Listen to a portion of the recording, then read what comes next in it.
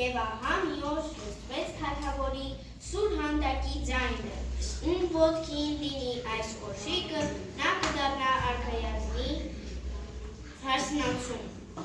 Երբ խորթմայրն ու քույրերը լսեցին այս, խառնվեցին։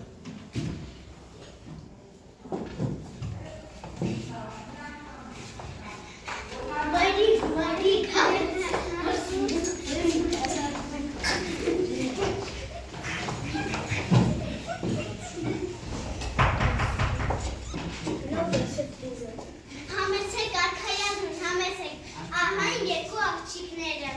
թող նրանք փորձեն այս կոշիկը։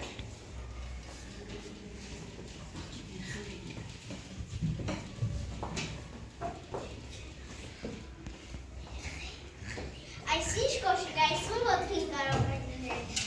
Մարիկ, առաջին ես փորձեմ։ Մարիկ Պրինց։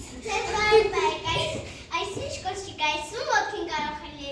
լինել միայն մատնաչավեկի։ Իսկ դուք ուրիշ աղջիկ չունեք։ Ոչ։ Իսկ ով է այս աղջիկը։ Նա մեր տան Մաքսիմին է։ Թող նա այդ փորձի այս կոշիկը, ես հրամայում եմ։